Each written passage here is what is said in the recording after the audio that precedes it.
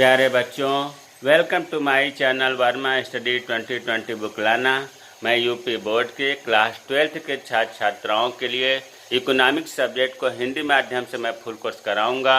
यदि आप full course करना चाहते हैं तो मेरे चैनल को सब्सक्राइब कीजिए और बेल आइकन को प्रेस करना ना भूलें, ताकि जो भी वीडियो मैं अपलोड करूं उसका नोटिफिकेशन आपको सबसे पहले मिल सके। प्यारे बच्चों, माइक्रो इकोनॉमिक्स समाप्त हो चुका था। माइक्रो इकोनॉमिक्स अभी शुरू नहीं हुआ है, शुरू जल्दी ही करूँगा। इसमें वीडियो 20 से लेकर के 25 तक कुछ मेरे मित्रों का, कुछ बच्चों का कमेंट्स आया था कि सर ये साफ क्लियर नहीं दिखाई दे रहा है स्टडी करने में, इसलिए मैं 20 से 25 तक का दूसरा वीडियो अपलोड कर रहा हूं। इसलिए बहुत ज़्यादा परेशान मत होइएगा, ये अपने क्रम में ही इन वीडियो को पढ़िएगा। पुराने वीडियो को मैं डिलीट कर दूंगा और इसमें मैटर वही है, केवल पढ़ाने में थोड़ा बहुत भले अंतर आ जाए। तो इसमें आज है मांग वक्र बाएं से दाएं नीचे की ओर गिरता क्यों है। अभी हमने पिछले वीडियो में देखा था कि मांग वक्र बाएं से दाएं गिरता हुआ है, या ऐसे भी पूछा जा सकता है कि मांग का ढाल ऋणात्मक क्यों होता है, मतलब ऊपर से नीचे क्यों गिरता है। मांग वक्र दाहिनी ओर नीचे की ओर क्यों झुकता है। मांग के नियम की क्रियाशीलता के कारण क्या है। कीमत घटने पर मांग क्यों बढ़ जाती है, कीमत बढ़ने पर मांग क्यों घट जाती है। इन सबको घुमा फिरा करके एक ही उत्तर होगा, इसलिए ये बहुत महत्वपूर्ण है, इनको ध्यान से समझेंगे। अब देखिए, अभी मांग वक्र का ढाल ऋणात्मक होता है, अर्थात बाएं से दाएं नीचे की ओर गिरता है। भाई बाएं से दाएं इसलिए तो गिरता है कि कीमत जब कम होती है तो अधिक वस्तुएं खरीदी जाती हैं, अर्थात मांग बढ़ जाती है। तो इस बात का हमें ध्यान रखना है कि जो हम कारण बताएंगे उनमें विपरीत संबंध होना चाहिए। मतलब कीमत कम होने पर मांग बढ़ना, कीमत बढ़ने पर मांग घटना स्थिति होगी, तभी जो है मांग वक्र दाहिने से नीचे की ओर झुकता हुआ दिखाई देगा। तो इसमें पहला कारण है ह्रासमान सीमांत उपयोगिता नियम की क्रियाशीलता। ह्रासमान सीमांत उपयोगिता नियम पहले पढ़ाया जा चुका है। इसमें यह होता है, ह्रासमान सीमांत उपयोगिता नियम हमें ये बताता है कि अन्य सभी बातें समान रहने पर, अन्य सभी बातें कौन सी हैं, उसमें बताया गया है जब किसी वस्तु की इकाइयों को लगातार अधिक से अधिक उपभोग किया जाए तो प्रत्येक इकाई से प्राप्त होने वाला जो सीमांत उपयोगिता है, जो सीमांत तुष्टि गुण है, वो घटती जाती है। किसी को भूख लगा है तो पहली रोटी पर उसे ज़्यादा उपयोगिता मिलेगी, दूसरी रोटी पर उसे कम मिलेगी, तीसरी रोटी पर उसे और कम मिलेगी। एक समय ऐसा आएगा कि उसकी सीमांत उपयोगिता 0 हो जाएगी। इसके बाद भी अगर उपभोक्ता उपभोग कर रहा है तो ऋणात्मक हो जाएगी सीमांत उपयोगिता। तो यहाँ ये कहना हम चाह रहे हैं कि जब कोई व्यक्ति किसी वस्तु को अधिक से अधिक इकाइयाँ का खरीदना, उपभोग की बात नहीं कर रहा हूँ, खरीदने की बात कर रहा हूँ। अगर कोई व्यक्ति किसी वस्तु की अधिक इकाइयाँ तभी खरीदेगा जब वस्तु की कीमत में कमी होगी। मान लो किसी चीज़ की ज़रूरत है तो आपने एक खरीद लिया, अगली इकाई या अगली चीज़ तभी खरीदेंगे जब कुछ कम दाम में देगा, और उससे अधिक तभी खरीदेंगे जब उससे भी कम में देगा। तो कहने का मतलब कि मांग अधिक तभी होगी जब कीमत में कमी होगी, और जितनी वस्तु की कीमत कम होगी मांग उतनी ही अधिक होगी। यही तो मांग का नियम बताता है कि कीमत अगर घट गई तो मांग बढ़ गई, कीमत बढ़ गई तो मांग घट गई, विपरीत संबंध हुआ। एक तो ये हुआ। दूसरा है प्रतिस्थापन प्रभाव। प्रतिस्थापन को ही स्थानापन्न भी कहते हैं। प्रतिस्थापन किसे कहते हैं? प्रतिस्थापन का मतलब होता है कि ये वे वस्तुएं होती हैं जो एक दूसरे के स्थान पर प्रयोग की जा सकती हैं। सब्स्टिट्यूट गुड्स हमने ये बताया, स्थानापन्न वस्तुओं में वे वस्तुएं होती हैं जो एक दूसरे के स्थान पर एक ही उद्देश्य के लिए प्रयोग की जाती हैं। मतलब एक वस्तु की अगर कीमत बढ़ती है तो दूसरे वस्तु की मांग प्रभावित होगी।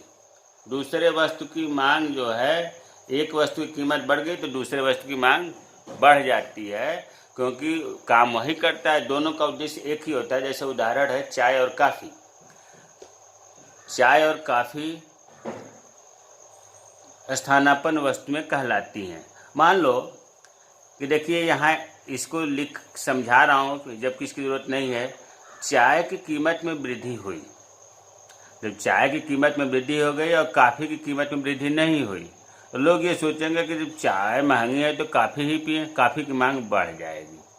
उसी तरह से चाय की कीमत अगर घट गई तो लोग चाय पर आ जाएंगे और कॉफ़ी की मांग कम कर देंगे। तो यहाँ इस देख रहे हैं कि चाय की कीमत बढ़ी तो कॉफ़ी की मांग बढ़ गई, चाय की कीमत घटी तो कॉफ़ी की मांग घट गई, प्रत्यक्ष संबंध है। लेकिन हमें तो मांग वक्र बाएं से दाएं नीचे की ओर गिरता हुआ दिखाना है, तो प्रत्यक्ष संबंध में तो नीचे होगा ही नहीं, ऋणात्मक संबंध होगा, विपरीत संबंध होगा, तब न होगा। तो इसलिए इसको हम नहीं दिखाएंगे। अब नीचे वाले को देखते हैं। देखिए, अगर कॉफ़ी की कीमत बढ़ गई तो क्या होगा, कॉफ़ी की मांग कम हो जाएगी। चाय से यहाँ मतलब नहीं रख रहा हूँ, कॉफ़ी की कीमत जब बढ़ेगी तो कॉफ़ी की मांग कम हो जाएगी। क्यों कम हो जाएगी, लोग चाय पीने लगेंगे। और कॉफ़ी की कीमत अगर घट गई तो कॉफ़ी की मांग बढ़ गई। तो कहने का मतलब यह है कि स्वाभाविक है कि कॉफ़ी की कीमत में जब कमी हुई तो मांग बढ़ी और कॉफ़ी की कीमत में वृद्धि हुई तो मांग घट गई।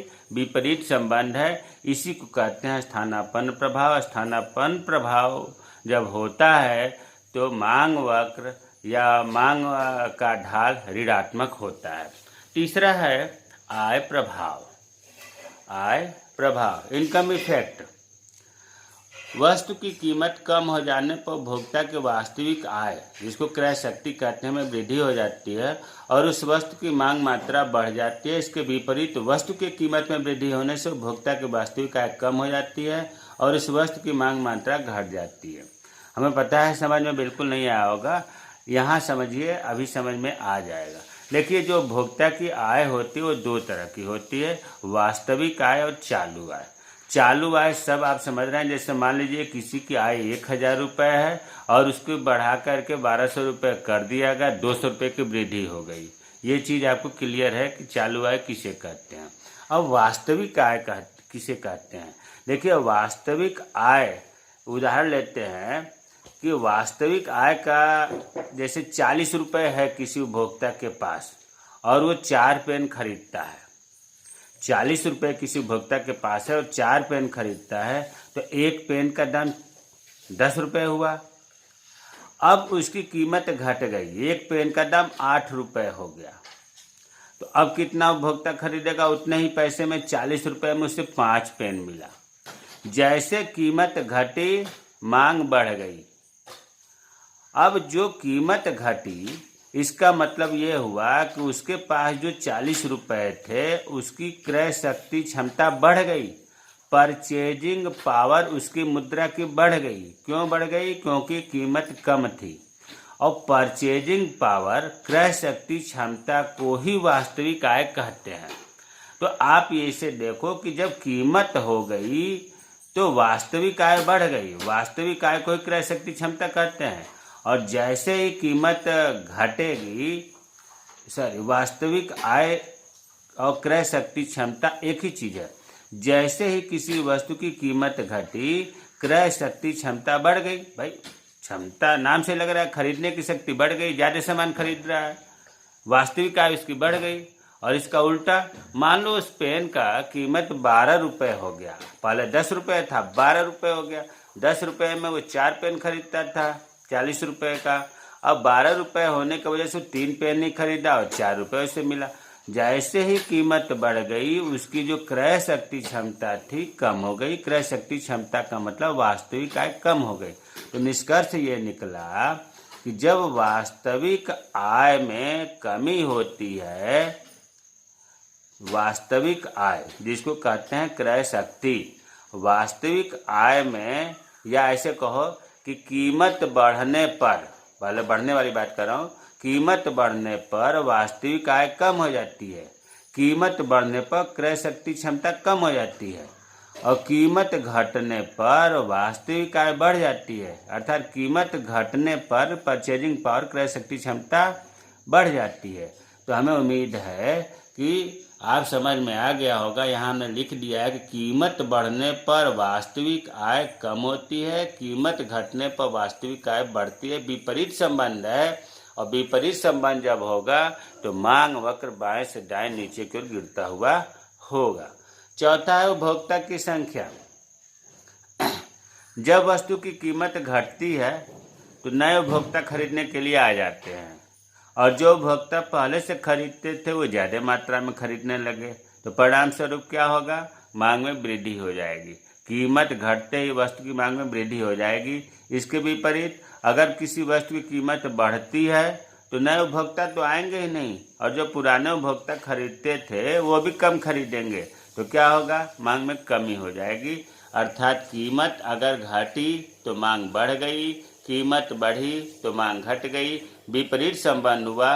उपभोक्ता की संख्या प्रभावित करती है, मांग वक्र बाएं से दाएं नीचे की ओर गिरता है। जब कीमत घटती है मांग बढ़ती है, कीमत बढ़ती है मांग घटती है।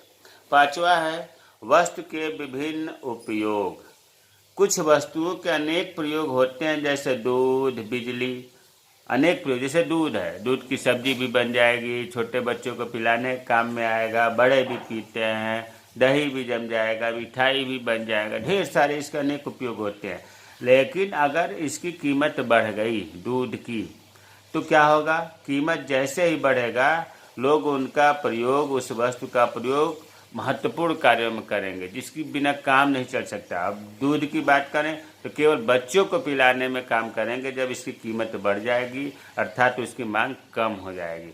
इसके विपरीत अगर वस्तु की कीमत में कमी हो जाती है, दूध की वस्तु में कमी हो जाती है, तो उसकी मांग बढ़ जाएगी। तो वस्तु के विभिन्न उपयोग पर भी निर्भर करता है कि कीमत अगर बढ़ गई तो मांग घट गई, कीमत घट गई तो मांग बढ़ गई, विपरीत संबंध होता है। तो जो अभी तक आपको 5 प्रभाव पढ़ाया गया, कौन कौन पढ़ाया गया? पहला पढ़ाया गया ह्रासमान सीमांत उपयोगिता नियम की क्रियाशीलता, दूसरा पढ़ाया गया स्थानापन्न प्रभाव, और तीसरा बताया गया आय प्रभाव, चौथा बताया गया उपभोक्ता की संख्या, पांचवा बताया गया वस्तु के विभिन्न उपयोग।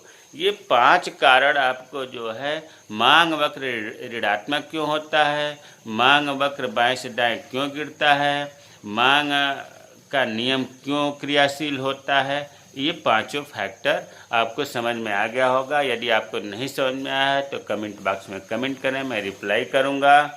और मेरे चैनल को सब्सक्राइब कीजिए। जय हिंद, जय भारत।